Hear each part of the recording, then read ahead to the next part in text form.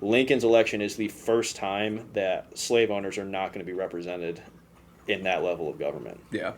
And I think about recently, like Mamdani in New York, there were people that were spending more money to defeat his election than he was ever going to tax them. Yeah. They were throwing everything at the wall to make sure this guy does not get elected mayor of New York. Yep. And the reason is because they don't have a seat at his table. Right, exactly. He is not representing capital. In the same way, Lincoln is not representing slave owners. Yes.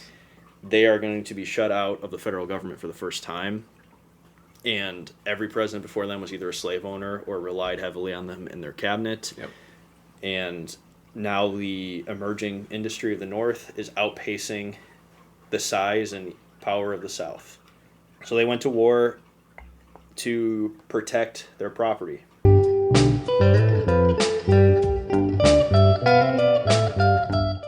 By 1862, Abraham Lincoln was becoming more and more convinced that he could not defeat the Confederacy without defeating slavery. Earlier in the war, his radical critics in Congress, such as Thaddeus Stevens, demanded a war not just against secession, but against slavery itself. Abolitionist Frederick Douglass insisted that Abraham Lincoln had a moral and constitutional obligation to immediately destroy slavery. Across the Atlantic, Karl Marx speculated that the Union would need a slave insurrection, its last card up its sleeve, to win the war. Lincoln was torn between his genuine hatred of slavery and his legalistic role to defend the laws protecting it, between his role to fight a constitutional war and his historical destiny to wage a revolution. Lincoln also clung to the false hypothesis that there was a mass of Union-sympathetic slaveholders in the South that he could not afford to alienate, along with the more realistic understanding that losing the border states where slavery was still legal would be tantamount to losing the war itself. "I hope to have God on my side," Lincoln said, "but I must have Kentucky." Regardless of Lincoln's hesitation to turn the war into a full-scale liberation effort, the material reality on the ground accelerated his political development. Enslaved men and women ran away from their masters at the first sight of Union soldiers. Before Lincoln even conceived of the Emancipation Proclamation, Union generals dealt with the problem of runaway war refugees. Reluctant to return runaways to their oppressors, Congress passed and Lincoln signed 2 confiscation acts. These laws retroactively legalized the status of runaways, holding them as contraband of war, a recognized legal precedent that allowed armies to confiscate property useful to the enemy in battle. This left the uncomfortable recognition of property in human beings and left unanswered the question of their post-war status. The Emancipation Proclamation changed this. Rather than fighting merely to save the Union, Lincoln now acknowledged that what had been reality for a year and a half, that this war was about slavery. And Lincoln was using the power of the Union Army to launch a revolutionary struggle to abolish unfree labor. While making exceptions for border states who were still allowed to hold slaves, Lincoln's signature signaled the death knell for slavery's status in the United States. If slavery perished in Mississippi and South Carolina, observes the historian Eric Foner, it could hardly survive in Kentucky, Louisiana, and Tennessee. Lincoln's Union Army became an army of liberation. Rather than begrudgingly accepting refugees in their ranks, destroying slavery was now a war aim. Not only did the army collapse the Southern social system, it also armed the freemen fleeing from plantations. By the end of the war, almost 200,000 black men wore the Union blue, and in the aftermath of the war, the Union military was prepared to occupy the South and protect the rights of the freedmen. Previously unthinkable, thousands of blacks cast ballots and elected hundreds of politicians to local and even a few national offices. 10 years after the end of the war, Northern zeal for holding the gains of Reconstruction was waning. In the face of instability, resurgent white supremacy, violence, and domestic terrorism, the capitalist class in the North acquiesced to the ascension of Jim Crow state governments. Working-class whites, in the face of economic depression, became more concerned with their pocketbooks than protecting the rights of freedmen in the South, for whom they felt they had done enough. And poor Southern whites never developed the class consciousness to resent the aristocracy that had led them to their slaughter. The giant standing armies that would have terrified the founders of the nation withdrew from occupying the South and turned their attention to crushing labor unrest and the emerging industrial proletariat and subduing Native American tribes through ethnic cleansing programs. The collapse of Reconstruction reneged the promises made to the freedmen. The failure to redistribute wealth and land to the former slaves put them in a semi-feudal state of dependency on their former masters. By 1900, the entire South lived in a system of Jim Crow apartheid. The former white aristocracy of the South that had once ruled the entire nation was reduced to a capitalist agricultural landlord class with one-party control over their region. With the closure of the frontier, the United States embarked on a period of imperialism and expansion overseas. In this new world, the material needs of black America were sacrificed for the sake of white unity. The Civil War spawned a revolution that redefined the American Republic. Radicals and abolitionists applied the values of the Declaration of Independence to the reality of America to develop a historically early anti-racist ideology. But the work needed to solidify these gains remains incomplete. It remains to be seen if America will ever live up to its ideals that everyone is endowed with certain inalienable rights, or if the U.S. will continue to privilege certain groups to the exclusion of others. All right. That was my introduction. I'm Bill, and I'm with Kevin today. Hello, Bill. We don't have We don't have our we don't have our other people with us, but that's all right. It's a floating roster of people. But yeah, let's talk about we're only going to talk about 3 presidents today because we have a lot to say about these 3 boys, Lincoln, Johnson, and Grant. I feel like this is probably the most important one to get right because I do think if you can understand Reconstruction and the Civil War, you understand basically this whole country. We're basically remade in Reconstruction, and we remake our sense of national purpose. And I prepare for this one. I read Karl Marx and Frederich Engels, The Civil War in the United States, which is all the letters they wrote back and forth and the articles they wrote during and about the Civil War. Read Erich Foner's A Short History of Reconstruction, which is a more abridged version of his giant brick of a book that's basically the comprehensive history of Reconstruction. I read Lincoln Reconsidered by David Herbert Donald, just a series of essays. And I read Black Reconstruction in America by W.E.B. Du Bois, which is probably going to be what I pull from the most. But yeah, we have a lot to say about this one.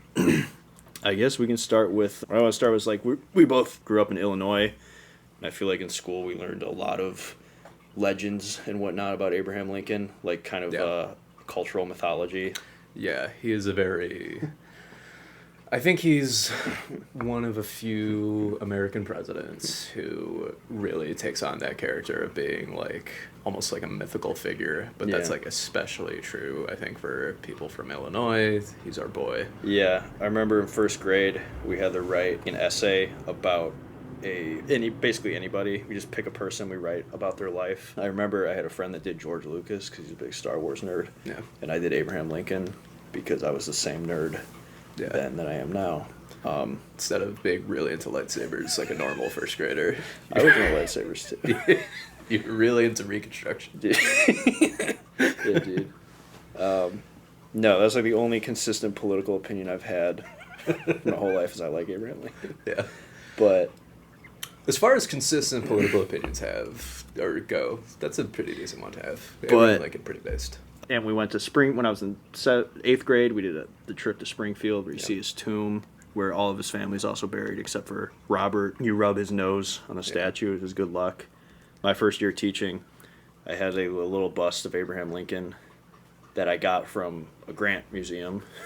And I would have my 6th grade students, I'd say if you're like good in class, you can rub his nose for good luck, and that became a weird classroom culture thing. I don't know how that. I know people. There's a thing with like rubbing the bust of like a statue, but I went to the University of Illinois in Urbana-Champaign, and down there, Lincoln Hall has a very large bust of Abraham Lincoln, and it's tradition where if you go to take an exam in Lincoln Hall, you got to run out and rub Abe Lincoln's nose before you go and fucking fail your calculus exam. Mostly sexual thing for people too. It's got a very sexual overtone to it. Yeah, and we're in Chicago, where there's no shortage of neighborhoods named after Lincoln, streets named after Lincoln, statues of Lincoln. Yeah. And he's on the license plates in this state. Yeah. He's our hometown boy. He's a guy that has, I think it's fair to say he's got like a certain world historical importance that a very short list of people in humanity do. Yeah. And I think that he, in some way, was aware of that. He was very humble about it, I think, but he knew, I think, the gravitas of the position. It's hard to say because a lot of his legend comes from his assassination, and he was killed on Good Friday, and America was experiencing a religious revival during the Civil War because we had so many fucking dead people that the only way to make sense of it was for people to get more religious, including Lincoln himself, who started off very much a skeptic of religion. He wrote a paper defending Thomas Paine's skepticism of religion, and he had that paper burned because he was afraid it would hurt his political career. But he becomes more religious too, and cemeteries in their modern form come from the Civil War because it used to be like people would be buried in their community churchyard. But when Lincoln's killed, that Easter Sunday, he goes from a pretty divisive and kind of like somewhat shit on political figure to a fucking legend, God among men. And what you're saying about the world historical thing. There's a story of Tolstoy, the Russian author, I think was in like the mountains of Siberia or like some very remote part of Russia. They asked him to tell him about the man Lincoln. These people, these tribesmen who don't have like literacy and writing and reading in their culture, asked Tolstoy to tell them about great men of history. He talks about Napoleon and all people like that, and then he tells them about Lincoln, and because they asked to hear about Lincoln. I mean, this is according to Tolstoy, who was also a storyteller. And they're like, we heard Lincoln brought freedom to people and was merciful towards the people he conquered. And I actually have this. This is the prelude to Joshua Wolf Schenk's Lincoln's Melancholy a few years ago. And he says, this chief lifted his hand. But you have not told us a syllable about the greatest general and greatest ruler of the world, he said gravely. We want to know something about him. He was a hero. He spoke with a voice of thunder. He laughed like the sunrise, and his deeds were as strong as the rock and as sweet as the fragrance of roses. The angels appeared to his mother and predicted that the son whom she would conceive would become the greatest the stars had ever seen. He was so great that he even forgave the crimes of his greatest enemies and shook brotherly hands with those who had plotted against his life. His name was Lincoln, and the country in which he lived is called America, which is so far away that if a youth should journey to reach it, he would be an old man when he arrived. Tell us of that man. Yeah. So that's obviously very like mythologizing of Lincoln. Yeah. We'll try to bring him down to human level a little bit. But, I remember I read that. I don't remember where exactly I saw that story. But anyway, I was at the Lincoln Museum, I think last year. My girlfriend and I drove down there. And the town of Springfield is basically a big Abraham Lincoln museum. Yeah. That's like all there is there. It's all like, it's their claim to fame. Yeah, there's nothing else going on there, really. But even like the fact of the state government being there the is state kind of secondary there. too. It is very secondary. And the museum does a good job, like, balancing other people, not just doing the great man thing, like, Lincoln, great emancipator, he freed the slaves. They even highlight, like, people that were very critical of Lincoln. Yeah. But I think one thing, and I was telling you about that Karl Marx book, and Marx really liked that Lincoln came from a humble background. Yeah. Now, they say Lincoln probably only had a year of schooling. That was pretty more common then, obviously. He's not the poorest of the poor in his society, but he's not from a aristocratic upper class background like a lot of presidents are, and pretty much 100% of world leaders are at this point in time. Right. And that's what Marx said was remarkable about Lincoln, was that he was unremarkable, that he wasn't brilliant, that he didn't go to the best schools, he wasn't a brilliant political theorist, he was from the stock of the common man. Right. And well, I think that's what is, and I don't know, it's hard to like not do the great man thing with Lincoln, because he, in some way, like, jumping off that Marx thing, like, in some way, and like I said, the book I mentioned previously is more or less just a biography of Lincoln told through the lens of his dealing with depression throughout the course of his life. And there's a way in which him being just such a like normal fucking guy makes him almost even more remarkable. Is that he's not like this dude who almost like a character that's written out of a movie or something like that. He is just kind of this like tall, gangly weirdo. Yeah. Yeah. And he is a remarkably skilled politician. And I think we obviously have a lot of admiration for Lincoln. I think if we were alive during the Civil War and we were, abnormally not racist, like if we're both pretty left as well, but we had basically our politics that we have now. If we had that and we were alive in the Civil War, we would probably be pretty critical of Lincoln a lot of the time, as a lot of people were, because Lincoln is a good politician, and part of his political skill is being very uncommittal to things. He wants to keep his options open, not commit himself firmly to one philosophy or another. His Reconstruction plan is basically, okay, we'll form these state governments when we get 10% of people to swear loyalty to the Union. And part of that, too, is like they have boards that will investigate people to see how much aid they gave the Confederacy and if they can be declared loyal. And he's like, once you have 10% of people able to swear loyalty, we'll set up state governments.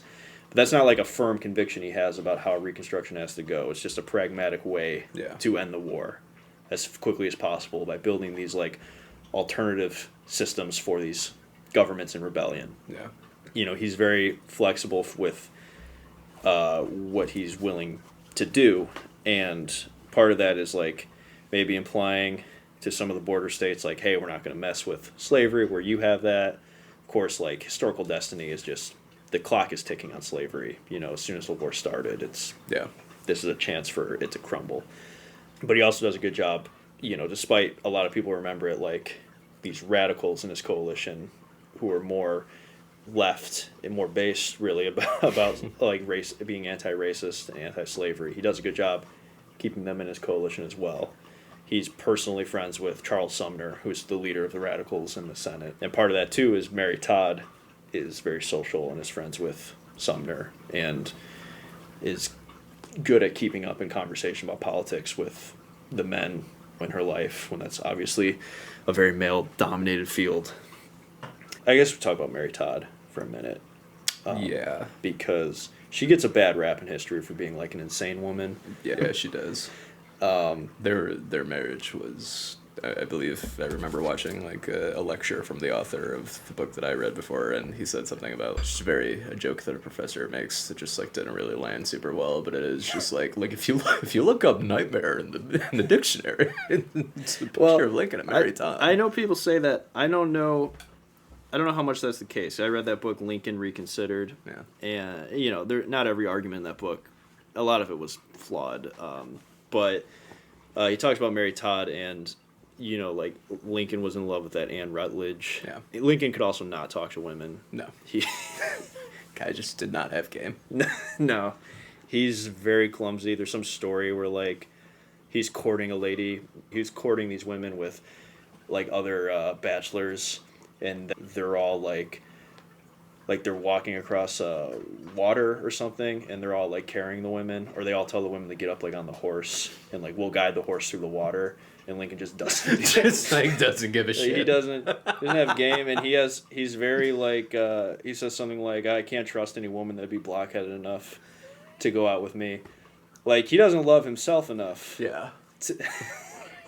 Dude, yeah, really... ladies, but Mary Todd, she definitely saw something in him, and their courtship was interrupted when he temporarily called off their engagement, and it's kind of unclear what happened there, I think. But she was the wife he needed in a lot of ways, because she came from a little more upper-class Kentucky family. Her family is actually Kentucky slaveholders, and two of her brothers fought for the South, even though Lincoln personally asked them, please don't do that. She kind of like knew how to operate in that like high society in a way that he didn't. She knew how to host social events.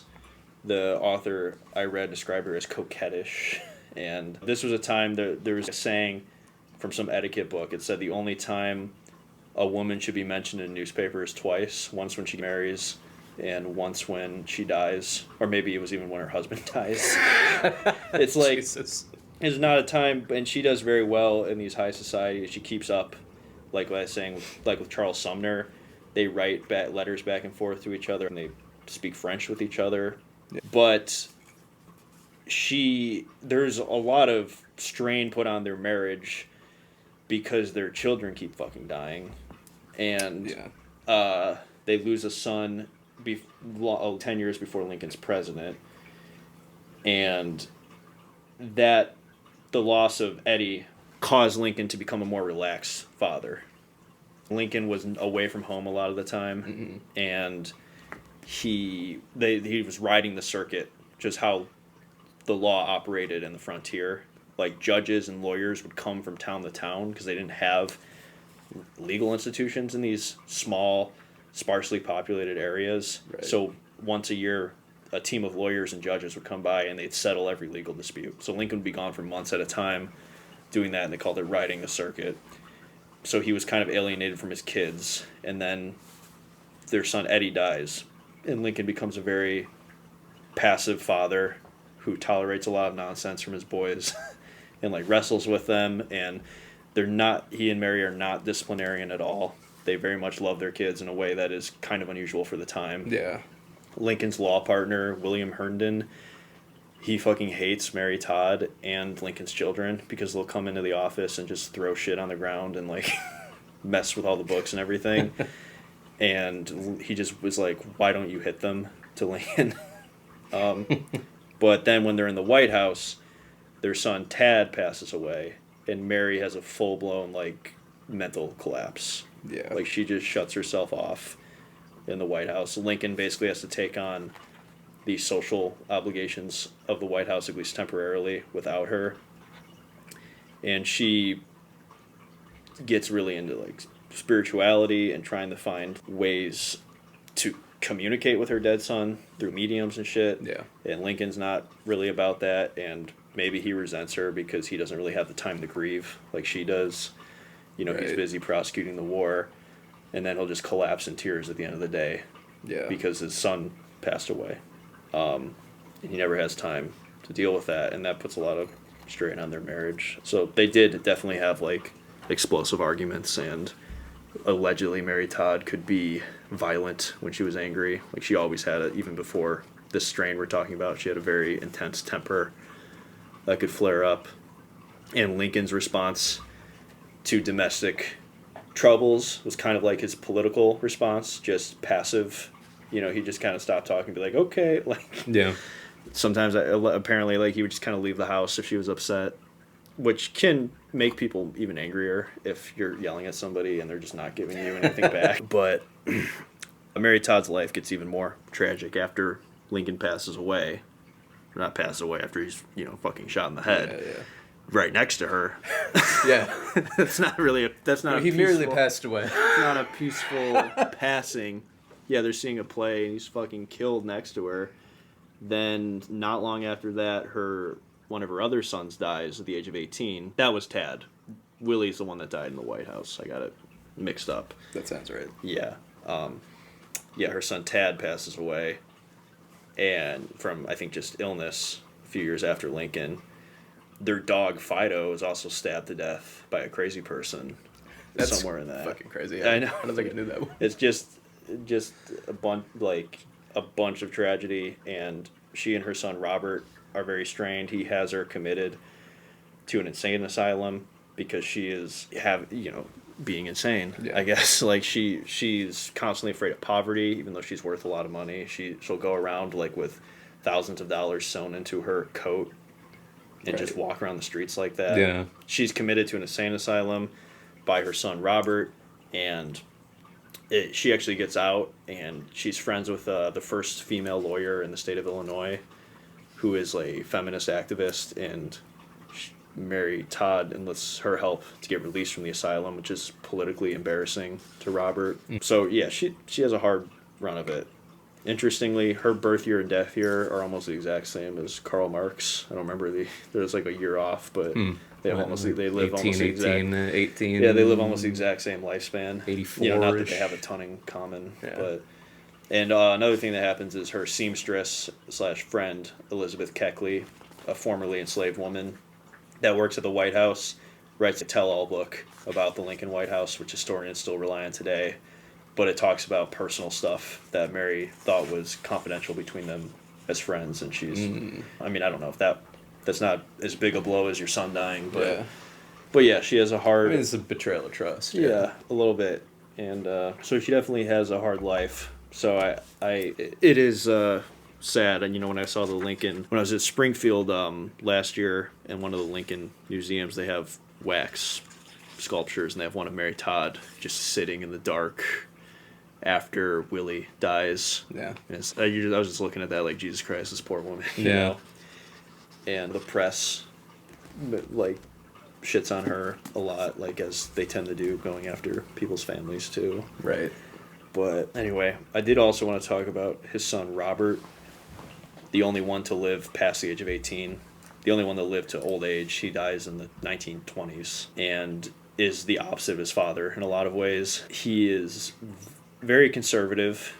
Some people would argue Lincoln's conservative in some ways too, but Robert's conservative in a emerging industrial class way. Yeah. The Pullman strike happens in the 1890s, and that's where Eugene Debs led this giant railway strike, the American Railway Union. And George Pullman, the president of the company, obviously, is set to testify, and Robert, as acting as a lawyer, quietly gets him removed from having to testify, and then later is made CEO of the Pullman Company.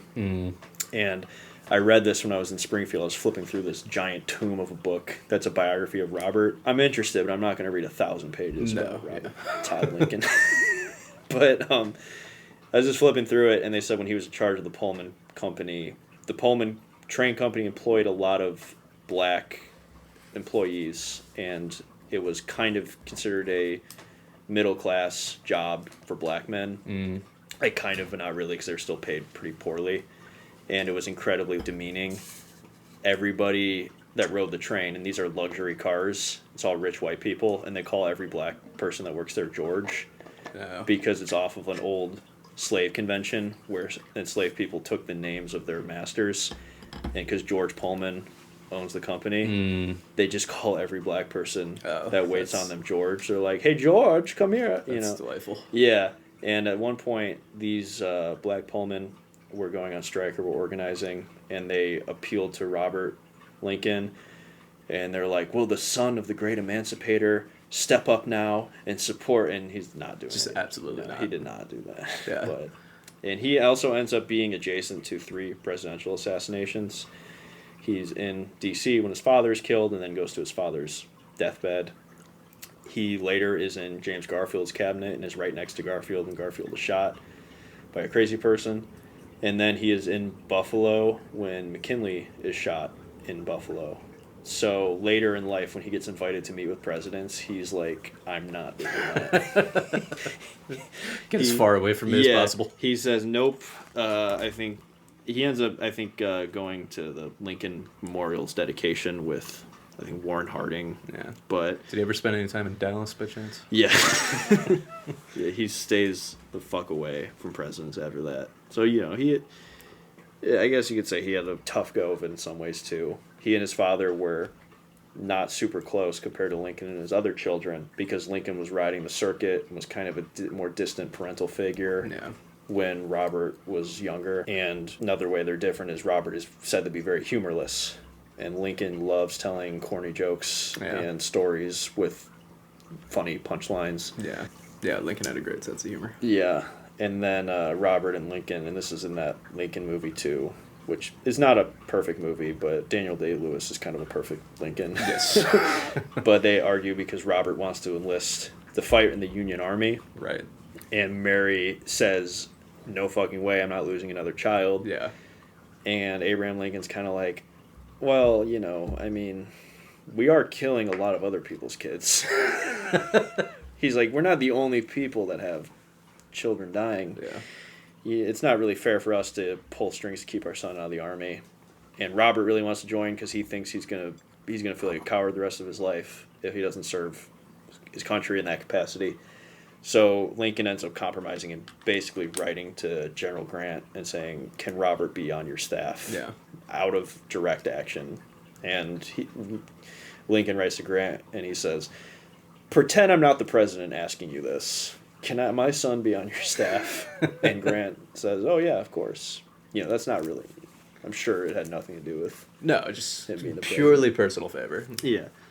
But supposedly Robert's a pretty capable member of Grant's staff. He's there when General Lee surrenders. But another way, Lincoln is a non-committal politician, as we talked about. He likes to tell stories, so sometimes people will ask him a pretty direct question, and he'll be like, "That reminds me of..." And he'll go into like a 5-minute story that ends with the whole room laughing, and people walk away, and they're like, "What did he mean by that? Like, is he with us or not?" Yeah, he had an odd sense of humor. Yeah, a very folksy Midwestern kind of... Yeah, at least in this book I've read, there's a way in which, or the author says that it almost seems as though Lincoln's sense of humor in many ways is a lot just for his own amusement. It's like Norm Macdonald. Yeah. And I mean, at least in the context of this book, whatever he argues that there's a level of he's using humor to cope with his emotions and being depressed and his children dying and his wife being an insane person and these things. But it is, it's simultaneously endearing but also kind of off-putting at times to people. Yeah, and he uses humor to expand on his philosophies of government. During the Civil War, he treads a very thin line between following the Constitution as he sees it, but also kind of acknowledging, hey, there's no precedent for this shit, man. Like, we're winging it. And he tells somebody, he tells a story, he likes Irish jokes, and he's like, oh, there's an Irishman who tells his bartender, I quit drinking, but if you put a little whiskey in my lemonade without me knowing about it, suppose that doesn't count. Like, he tells that joke to basically say, hey, we're following the law, but if you need to bend and break the rules a little bit, do what you think is best. Yeah. And I guess that kind of leads me to his governing philosophy and style, because he comes from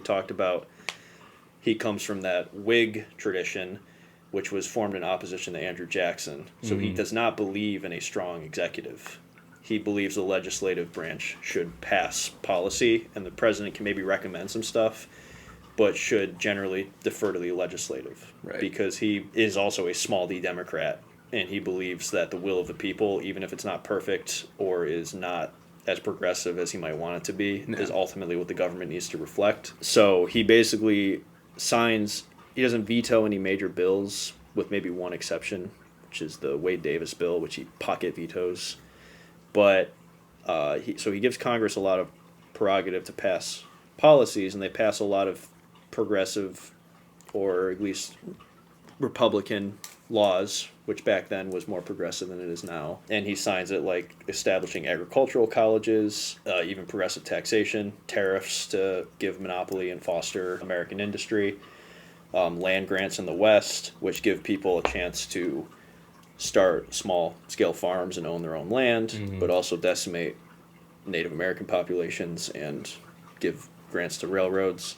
But, he signs a lot of that stuff, but even though he believes in that weaker executive, he is the most powerful president by far at that point. The tyrant Lincoln. Yeah.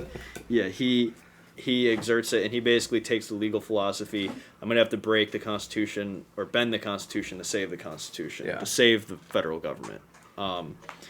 Because, like we were saying, this is a very unique position to be in. And after he's president, the legislative branch actually goes back to being the dominant branch of government. Yeah. There's a lot of weaker presidents after that. And he views it, I guess, as kind of a temporary thing, need to exercise that level of power. But anyway, I want to talk a little bit about the broader context of his election. Do you know what caused the Civil War, Kevin? Like acutely the events leading up to it, or no? It was states' rights. Oh, okay, yeah, that's that's true. So, slavery is the cause of the Civil War, but if you're going to just leave it at that, it's like, well, the country had slavery for 90 years at that point. Yeah. Why does it cause the Civil War now? And I think the best way to understand this is to look at the need we've talked about in the other episodes for why slave owners felt like slavery had to expand westward for it to continue to be profitable. And Lincoln's policy is, we're going to ban it in the territories where Congress has the power to ban it, even if we'll leave it alone where it already exists. So maybe some generations down the line, it will finally be gone for good, but we're not going to allow it to extend. And that, by the way, he's willing to compromise on a lot to prevent civil war. He's willing to support a constitutional amendment that explicitly protects slavery in the states where it already exists. But he's not willing to say we're not going to expand it westward, because he's like, well, that's the whole point of me getting elected. Yeah. He's like, that is the point of a democratic government, is we get to do what the people elect politicians to do. Right. But the other thing I think to understand the Civil War is Lincoln's election is the first time that slave owners are not going to be represented in that level of government. Yeah. And I think about recently, like Mamdani in New York, there were people that were spending more money to defeat his election than he was ever going to tax them. Yeah. They were throwing everything at the wall to make sure this guy does not get elected mayor of New York. Yep. And the reason is because they don't have a seat at his table. Right, exactly. He is not representing capital. In the same way, Lincoln is not representing slave owners. Yes. They are going to be shut out of the federal government for the first time. And every president before them was either a slave owner or relied heavily on them in their cabinet. Yep. And now the emerging industry of the North is outpacing the size and power of the South. So they went to war to protect their property. At this time, the value of slaves, according to that historian Eric Foner, if you put a dollar amount on all the enslaved people in the South, it's worth more than all the banks, railroads, and factories in the North put together. So that's a huge investment. Yeah. Equally, they're kind of irrationally convinced of their power to win this war because these guys, these slave owners, are fat, lazy fucks that set up their own fiefdoms where they get to be absolute rulers. Degenerate aristocrats. Yeah, and I have a Du Bois quote where he says basically what the South is becoming. He says, while we speak of the planters as one essentially unvarying group, there is evidence that the necessities of their economic organization were continually changing and deteriorating their morale and pushing forward ruder, noisier, less cultivated elements than characterized the Southern gentlemen of earlier days. Certainly the cursing, brawling, whoring gamblers who largely represented the South in the late 50s evidenced the inevitable deterioration that overtakes men when their desire for income and extravagance overwhelms their respect for human beings. And I like that quote a lot, just because. It sounds like a very unique period in history that's never happened anywhere else at any point in time. Degenerate, annoying assholes. Just the absolute degradation of the moral character of the ruling class. Yeah, exactly. Like, and they don't. We talked about before. They don't understand economics like the North does. Yeah, they're not good at making money without just squeezing every bit of human suffering out of people. And I mean, they're simply just hanging on to a mode of production that has simply been outpaced by the rest of the world at that point. Yeah, it reminds me a little bit of when I read when you read about the Romanovs in Russia. Yeah, it's like they're holding on to this archaic thing that the world is moving. It's trying to move on from. It's almost like hilarious how backwards they are. Yeah, you are out of touch, and So, the other thing is a plantation-based economy is really horrible for development because all that they're focused on is extracting wealth from the soil for a world market. Yeah. Eric Foner says, geared to producing agricultural staples for the world market, they have weak internal markets, and planter classes use their political power to prevent the emergence of alternative economic enterprises that might threaten their control of the labor force. So the planter societies don't have networks of public schools. Yeah. They don't have a lot of towns, just things you would want in a society, shops, theaters, restaurants.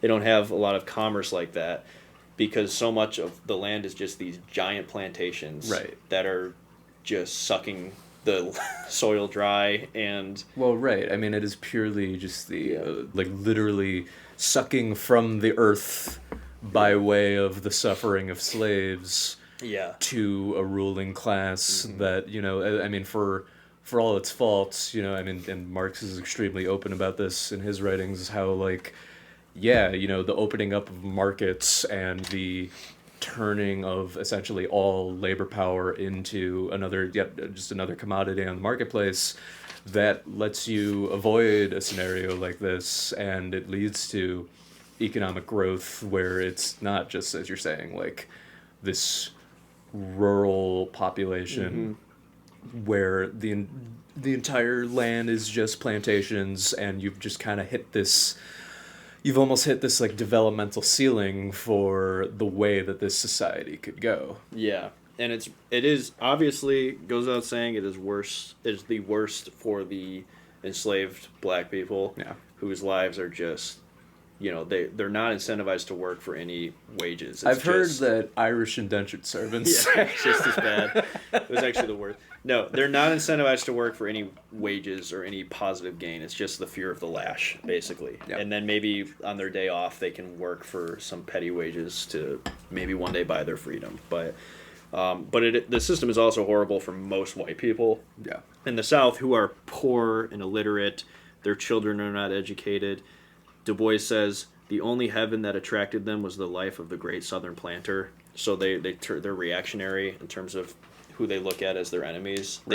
Their economic opportunity comes from being enlisted basically as shock troops to keep the enslaved labor force in line as overseers, and maybe one of the few markets the South has, which is the slave markets. Right. So the thing is the Reconstruction, the Civil War was liberating for the poor whites as well. They were just too stupid to see that. Yeah.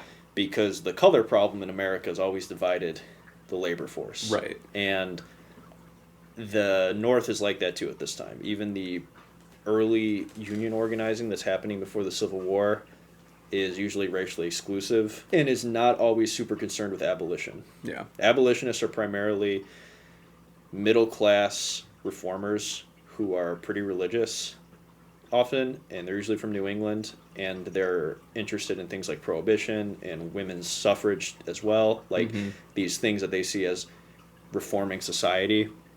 And it's the David Herbert Donald book argues it's kind of a new position of leadership for them to stake out as they see their previously held leaderships as like small craftsmen and artisans being eclipsed by industrial leaders. Yeah. But labor is not as interested in abolition as it should be, because abolition of slavery is good for all working people in the country. There are also a lot of German immigrants to America who fled in the failure of 48, who are oftentimes at least very liberal, if not full-blown like socialists, who are interested in worker organizing and abolition.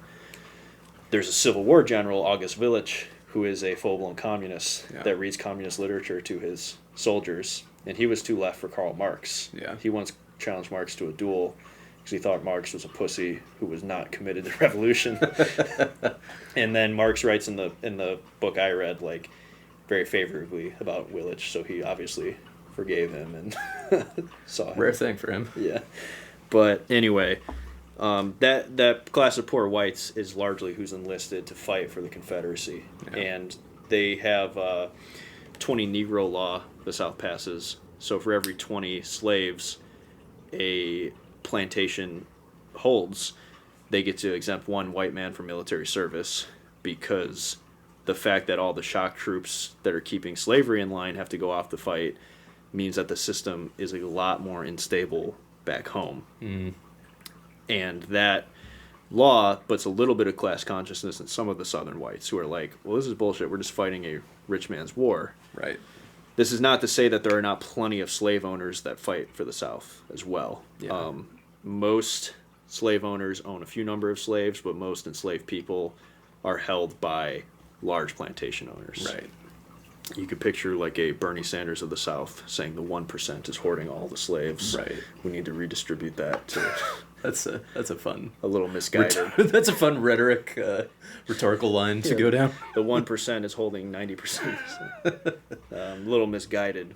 Yeah. No, but I mean that would be how they thought of it too, because they have completely dehumanized that class of laborers, and that's part of the reason there's no education in the South that keeps the system in line. If people start thinking critically, it goes without saying you can't have that labor force educated.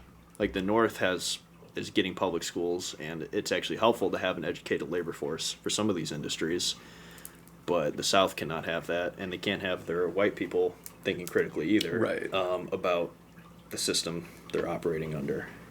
It's amazing that even 160 years later, I mean, like, and obviously, like, white supremacy has changed so much throughout the course of history, but in some ways, like, it hasn't, and that like core thing at the bottom there is fundamentally just like, yeah, this is just yet another expression of the ruling class taking power over the majority of people, and it just develops along lines of race. And I mean, at the end of the day, like, yeah, as you're saying, you know, poor white people in the South are invested in their racism as a means of holding on to the fiction of maybe one day being able to join like the white aristocracy. And in Reconstruction, Du Bois calls being white, he says the poor white people get psychological wages. Yeah. Which is a really good way to put it. And he understands the race problem in America better than Marx did writing about it. Because Marx kind of equated it to the English racism against the Irish as a thing that divides the working class. And Du Bois, I think, understands how it's actually a lot deeper than that. And it is a literal color line, too. Right. And that's how a lot of white people get on board with overthrowing Reconstruction, is that psychological wage. Yeah. And modern white supremacy is formulated in that return to, or in that ascendancy of Jim Crow in the South. So while Lincoln's fighting the Civil War, he is definitely not on the extreme radical or left wing of his party, though he says that he sympathizes more with the radicals and the conservatives. Yeah. He also complains about how they're constantly hounding him for more action, land redistribution, voting rights. And I think the way he looks at it is they're moving in a similar direction, but they want to move a lot faster, and he is a very cautious politician. Yeah. And he's holding a coalition together that he wants to be as broad as possible, like most politicians do. It's war, but ultimately it's people with conflicting interests. It's war Democrats, conservative Republicans, radical Republicans, Westerners who are maybe former Democrats, and New England manufacturers. Everybody that is fighting the Civil War, he's trying to fold into his tent. Right. And they all have criticisms of him from different angles. But I think, and Marx says this as well, that Lincoln moves slowly but doesn't move backwards. Like, he is willing to concede to progress. Yeah. And he will do it slowly and sometimes reluctantly, but he never takes a step backwards. Like, once he's committed to emancipation as a war goal, he doesn't go back and say, like, well, maybe the war will keep some slavery intact. Right. And I think that I can respect having that in a politician. Yeah. Like, I don't need, we were talking off mic, we were talking earlier about 2028 candidates. I don't need the president to be the most radical or extreme or the boldest leader of a left-wing vision, but you need them to be open to criticism and willing to move left, and then willing to stick with what they're committed to. Right. And that's a problem. That's not what we have now. We have politicians that will overpromise and then backtrack. Yeah. I think a lot about, and my favorite historian, who I'm going to keep coming back to, Eric Foner, made this point with Obama, where Obama is obsessed with Lincoln. He launched his campaign from where Lincoln made the House Divided speech. Mm-hmm. He loves Lincoln, and he definitely sees himself as a kind of neo-Lincoln political figure. Eye roll. But I think part of that is Lincoln picked Seward and Bates and Chase to be in his cabinet, his rivals for the nomination. Yeah. Lincoln also had a bunch of Citibank people on his cabinet. No, but Obama picked Hillary Clinton to be a Secretary of State, consciously, I guess, modeling himself off Lincoln picking Seward. Yeah. But, so in some ways, Obama maybe learned the wrong lessons from Lincoln. Like, Lincoln probably does try to be too bipartisan than what was needed at the time. And the other thing is Obama used Lincoln to be very smugly dismissive of his critics on the left. There's a video where Obama pulls out a copy of the Emancipation Proclamation. And he's like, you notice how it excludes the Union states? What do you think the Huffington Post would have said about that? He's basically saying, shut up if you're criticizing me, because Lincoln wasn't perfect either. Right. And Eric Foner made the point, Lincoln met with abolitionists who had written vehemently nasty things about him. He met with Frederick Douglass, who didn't even support him for election. The people who are demanding the impossible are the ones who make the possible possible. In other words, Lincoln was not an abolitionist, but he listened to abolitionists. He met with them. They were far in advance of him on issues like racial equality, immediate abolition, but Lincoln understood that they were, in a sense, going in the same direction, even though at different rates. Whereas I don't see Obama having in the White House his critics from the left. I don't see Worse than that. You talked about where is the fiery oratory from Obama. Most often these days it seems to come from him and his spokespeople when it's directed at critics from the left. Exactly. Lincoln was annoyed when abolitionists criticized him, radical Republicans, but he understood that they were all in the same endeavor. And everything that we associate with Lincoln, every major, on the issue of slavery, which is what I write about, whether it's immediate emancipation, arming black soldiers, a constitutional amendment to finally abolish slavery, giving the right to vote to some black men in the South, which he advocated toward the end of his life.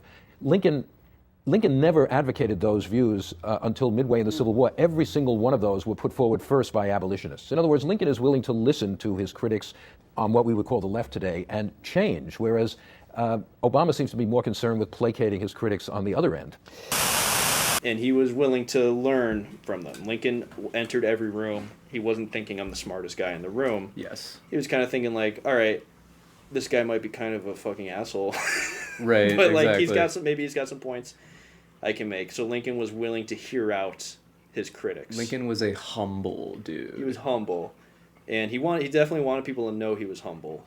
He liked talking about how little school he had. Yeah. But he was genuinely humble. And he knew he wasn't the most well-educated guy. He was self-taught, fucking massive reader. Yeah. But yeah, he was willing to talk to people, and you do see an evolution in his views, and it is impossible to say where he might have ended up had he lived out his second term. Yeah. But he was coming around, even not as the most forceful advocate for it, not as far as I was transported back to 1865, not as far as I would want him to go, but he was coming around to black suffrage. Right. You know, he set up Reconstruction governments in a government in Louisiana, and he was quietly urging them, like, maybe at least give the franchise to black veterans. And Louisiana also was like the only Confederate state that had a large, prosperous, free black population. Yeah. And a lot of them were well educated, and they actually thought of themselves as better than the rest of the black people. And a lot of them were very white passing too. So Louisiana was a weird state, and they're like, how are you going to let these white trash crackers vote, but you're not going to let us vote? Right. So Lincoln actually met with some of them, and he tells the government of Louisiana, like, maybe at least let these guys vote and some of the black soldiers. And then his last speech before he's assassinated, and he didn't know it was his last speech. It's not like he's leaving this as his last word and testament, but he says that he would be in favor of at least some form of black suffrage, which is a huge step for a president. And it underscores the revolutionary moment, because in a 5-year time frame, black Americans have gone from being recognized as the property to now being recognized as political actors. Yeah. And that's a bigger revolution than the American Revolution is. Right. Well, I mean, I feel like that's the hard part about Lincoln, and like we shouldn't like purely mythologize these people throughout history, and as you're saying, like he had a lot of contemporary criticism, and there's a lot of criticism of him today that is rightfully made, but at the end of the day, I think that there has to be some kind of respect for him, in that he's a guy who never stopped trying to actually move progress forward in this country, but was also in the unique position of like, okay, being like kind of the linchpin of these things in some way, and actually trying to, you know, you're talking about it as a revolution, you know, the $1 million question of every revolution is always like, how do we do this without this entire thing just collapsing in on itself immediately? And for whatever the wrongs that he may have done in that position, and he did do them, like he still was legitimately, earnestly trying to bring the country forward in a meaningful sense, and it seems very much that he at least he did that to the best that he could. Yeah, and is the only U.S. president I let myself get a little rah-rah America. Yeah. I think you can have a little you can have a little rah-rah America for Abraham Lincoln as a treat. So yeah, and I will go off of that because Lincoln articulates a vision of, it's almost like American exceptionalism, but it is a vision of what America could be that I really like, and it's my favorite articulation of America as a project. Yeah. It's like the fulfillment of like Enlightenment ideals. Well, in the Gettysburg Address, where he talks about a new birth of freedom, government of the people by the people shall not perish from the earth. I'll see if I can do the address. 7 years ago, our fathers brought forth on this continent a new nation, conceived in liberty, and dedicated to the proposition that all men are created equal. Now we are engaged in a great civil war, testing whether that nation or any nation so conceived can long endure. We are met on a great battlefield of that war, where we have come to dedicate as a final resting place for those who gave their lives so that nation might live. It is altogether fitting and proper that we should do this. But in a larger sense, we cannot dedicate, we cannot consecrate, we cannot hallow this ground. The brave men, living and dead, who struggled here have done so far above our poor ability to add or subtract. It is rather for us, the living, to give meaning to the cause for which they gave their lives, that we here highly resolve that these fallen dead shall not have died in vain. This nation, under God, shall have a new birth of freedom. I lost it. And the government of the people, by the people, shall not perish from the earth. Yeah, of the people, by the people, for the people, maybe. Yeah. So, that's one of my favorite speeches in history, because, and that's why I think the idea like, oh, fighting for the Union, who gives a fuck about that? We only care when it's fighting for slavery, or fighting not for slavery. Fighting to abolish slavery. That's why I think, like, well, the cut that out. Yeah, the initial cause of the war, what Lincoln views as fighting to preserve the Union, is an honorable cause, because this is the only example of self-government, or one of the only examples of self-government going on in the world. And Lincoln is a believer in democracy and articulates that vision of America as holding the line for democracy, right, proving that it can work. Because if in a democracy, when a class loses power, like a ruling class is democratically voted out of power, if they decide to take their ball and go home, and try to violently undo what's been democratically decided, then democracy can't endure like that. And that's what he views it as. We're waging this fight to show that government of and for the common people is actually possible. And that's why they still hold elections even during the war. It's like we're still testing if we want to do this. Right. Well, I mean, I think that there's just something like terribly admirable about that. And I mean, I'm someone who's about as critical of the United States of America as they come. Sure. But I think that there is something admirable in the idea of America in some sense. The fact that even upholding democracy as an ideal to strive for, even if it's never really existed in a robust sense in this country, still the germ of it exists in that idea, and that in and of itself is fucking worth fighting for. Yeah, and I think right now we're probably at a low point for everybody's confidence in democracy, not just in America, but globally, right? Like, democracy is backsliding, and it probably needs to evolve at this point into a more robust economic form of democracy. Yeah. That's how we would look at this that's the story we would tell as a progression. And Lincoln's other really, really good speeches, his second inaugural. His first inaugural is very well written, but it's very apologetic to the slave. It's like, hey, we're not going to mess with your slavery. We will return your fugitive slaves as long, he puts a little as long as we make sure we're not just kidnapping free black people, which happened all the goddamn time. Right. So people like Frederick Douglass are like, what is this bullshit pussyfooting of an address? But his second inaugural, he's like, God punished this nation for the sin of slavery. Let me find the exact wording, because like we talked about his increasingly religious language to make sense of it, he invokes that in the second inaugural address. It's also a pretty short speech. Lincoln's good at saying a lot with very little, but 1/8 of the whole population were colored slaves, not distributed generally over the Union, but localized in the southern part of it. He says, somehow we all knew this was the cause of the war, but he also never denies that the North is complicit in slavery, which is why he doesn't have a lot of vehement hatred for the South. But he says, fondly do we hope, fervently do we pray, that this mighty scourge of war may speedily pass away. Yet, if God wills that it continue until all the wealth piled by the bondsman's 250 years of unrequited toil shall be sunk, and until every drop of blood drawn with the lash shall be paid by another drawn with the sword, as was said 3,000 years ago, still it must be said, the judgments of the Lord are true and righteous altogether. Now, that sounds a lot less like Lincoln, the conservative politician, and more like John Brown. Yeah, Jesus.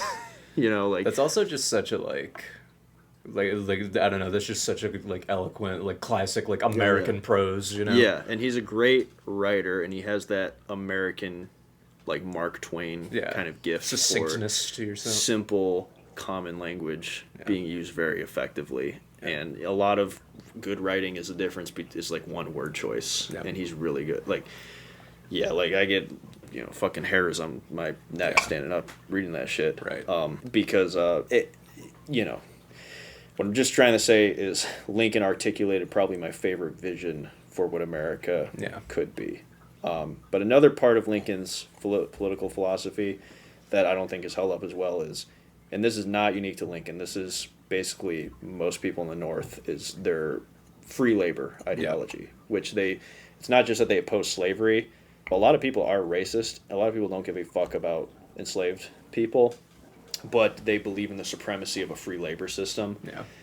And they want that to spread across the whole country. They don't want these fucking plantations that slow down economic development and don't produce anything but a handful of rich drunks, running everything. And the free labor ideology is basically that entirely premised on economic mobility and an assumption of harmony between the interests of capital and labor. Yeah. The idea is you will labor for wages for a short period of time on your way to economic independence. It's not acknowledging the emerging reality of a permanent wage laboring class, but this is true for a lot of people. And in this kind of early capitalist system, especially in the United States, there are caste systems of race, but at least for white people, this is a very true thing. Yeah. They don't have that formal caste system where a lot of people are very self-sufficient and are able to rise to prosperity or at least economic independence with a little bit of money saved. And that's what happened to Lincoln. He labored and he became rail splitter, turns owning his own general store, towards self-taught lawyer. So he sees the system as working for him, and a lot of people have seen it work for them. So they really believe in this free labor concept. Yeah. Which that reality of that is made completely obsolete by the Civil War, because there are millions of dollars spent and made by people manufacturing weapons, blankets, clothing, agriculture, growing food for the armies, the development of railroads, which are railroads are the center of capitalist development at this point, transporting goods and people getting rich building them. Millions of dollars worth of bonds sold to people who make their fortune lending the U.S. government money. Right. Centralization of banking. Finally get more of a central bank in this country that, it was destroyed by Jackson. We get a new one in the Civil War, and that lasts until the Federal Reserve is created. Yeah.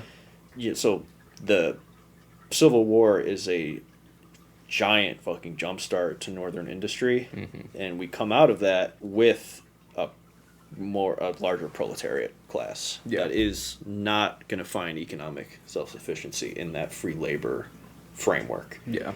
And in a large sense, the Republican Party is unprepared to answer that. And a lot of Republicans did become wealthy industrialists in the war, and the party has a more conservative shift in that context. Yeah. Anyway, and part of the free labor thing, too, is the anti-government dependency. So they try to impose that on the South during the Civil War, paying the freedmen wages for their work, but less likely to redistribute land to them, or to give them as much money as they need, resources that could be redistributed. Yeah. All right. No free lunch. What? No free lunch for this. No free lunch. Jesus. Yeah. No, literally, that's what people say. Like Charles Sumner is arguing that basically the freedmen need reparations. Yeah. He's like, we got to give them land, got to set them up to be on an economic footing. And look, it's pretty common, like to see when a class of laborers is emancipated, like the enslaved people in the South, that they get a stakehold in their land. The serfs in Russia did. But when Charles Sumner's advocating that, somebody stands up and he's like, "Oh, what? No free lunch, man! Come on, He says, we've Yeah. never done anything like this for white people. And Charles Sumner says, yeah, white people were never slaves. Yeah. You fucking idiot. So, yeah, that you're not that far off in that. There is a lot to say about Lincoln. We can keep going, because I got at least one more thing I Yeah. just thought of, is he likes pardoning deserters during the Civil War. Mm-hmm. His Secretary of War, Edwin Stanton, kind of likes executing people and thinks that's Normal necessary. activities. Yeah, thinks that's normal for military enforcement, which it was at the time. So you'd have like 16-year-olds that fell asleep on duty, Yeah. and they're like, okay, we got to shoot them to keep discipline in the military. Yeah. But Lincoln likes reviewing them and Just pardoning finding any them. excuse he can to He pardon finds them. excuses to pardon them. A mix of probably it's good politics, spread that humanitarian image, and I think he's fairly merciful in that regard, and that's in that Lincoln movie as well. But you got anything to add about Lincoln? I don't think so. I mean, like you said, I mean, you could probably do an entire podcast series on Lincoln for several years. But Yeah. So, before we start talking about Johnson, I was going to talk a little bit about Lincoln's Native American policy, which is not fantastic. You won't find a single president that that's Yeah. true for. But Lincoln's largely distracted by the Civil War, and there's a lot of, the Western expansion right now is largely like pockets of military bases that have clashes with Native Americans. And in Minnesota, there's the Sioux War led by Little Crow. And this is probably the most interesting one to me. So the large pattern of Western expansion is Indian land is taken through deceitful treaties, or the government will pick people to negotiate with, bribe them with money or whiskey or weapons, and then get a signature and then say, see, this is our land now, and then confine tribes to reservations. And these tribes are also way more decentralized than the white people understand. So it's not like any of them really have like one leader that can just speak for all of them. So they're confined to specific reservations and told to start farming because it's forced cultural assimilation. Like, we're going to make you live like white people. So this happens to the Sioux in Minnesota, and they're more dependent on hunting, but they're told to farm, then their crops fail, and these traders that live out west are, traders with a D, not like Southerners.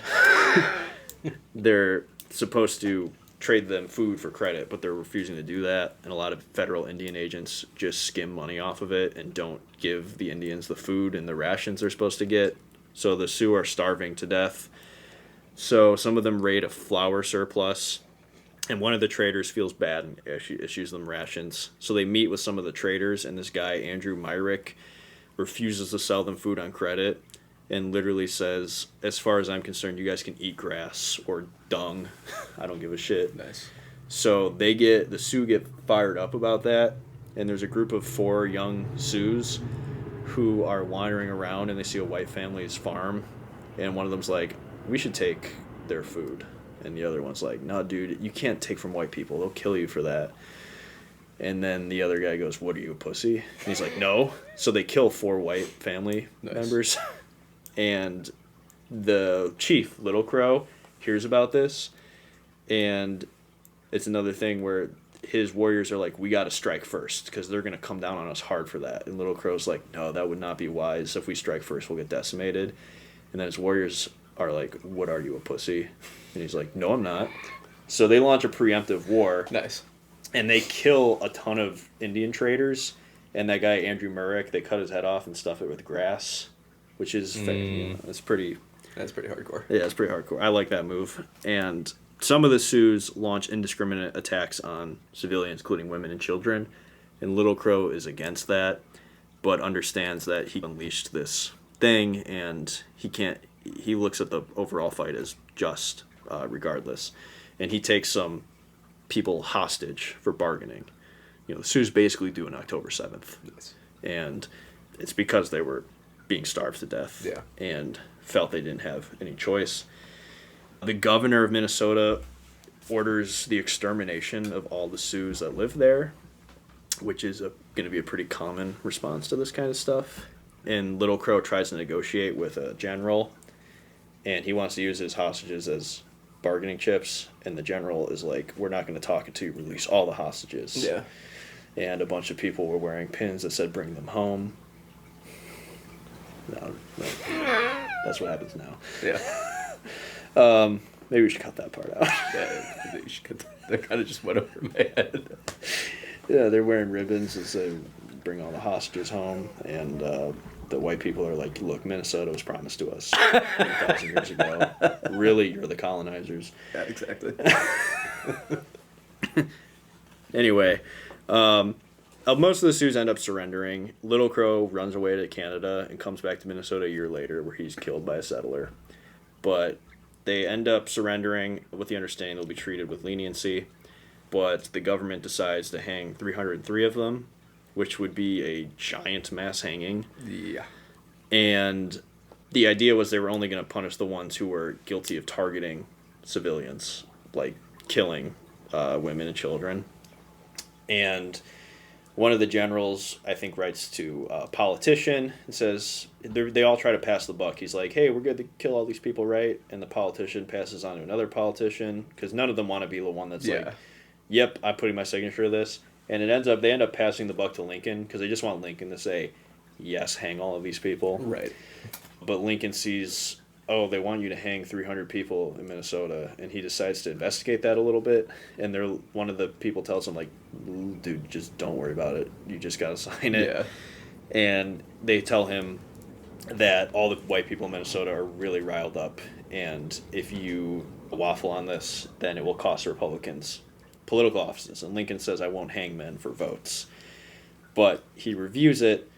In the midst of the Civil War, he does decide to go through this and ends up pardoning it down to 39 warriors, who he says are the only ones that are actually guilty of targeting civilians in that way. Yeah. So they end up hanging, I think one more gets pardoned, like found innocent. They end up hanging 38 people.